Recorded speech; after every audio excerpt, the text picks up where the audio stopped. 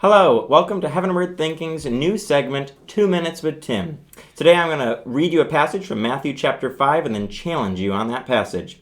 So in Matthew chapter 5, starting in verse 13, "You are the salt of the earth, but if the salt loses its saltiness, how can it be made salty again? It is no longer good for anything except to be thrown out and trampled underfoot. You are the light of the world. A town built on a hill cannot be hidden. Neither do people light a lamp and put it under a bowl. Instead, they put it on its stand, and it gives light to everyone in the house. In the same way, let your light shine before others, that they may see your good deeds and glorify your Father in heaven." In this passage, Jesus calls us to be the salt of the earth and the light of the world. But do we really live that way? Are we living as the light of the world, or are we trying to blend in with the darkness of the world?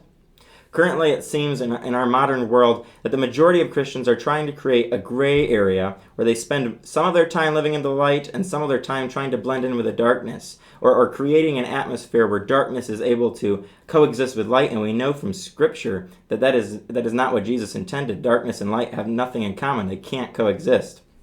So as we think about this passage this week, are we really standing out as Christians, or are we blending in with all the rest of the world? And Jesus challenges us to be different. He calls us to live for Him and to live in such a way that when others see us, they don't just see us, but they look to God, and God gets the glory ultimately. So my challenge this week is to be the light of the world. Stand out from the crowd and make a stand for Jesus. Are you willing to stand out from the darkness and be a light, or will you just blend in with the darkness? That's my challenge for you guys this week. Join us next week for another 2 Minutes with Tim on Tuesday.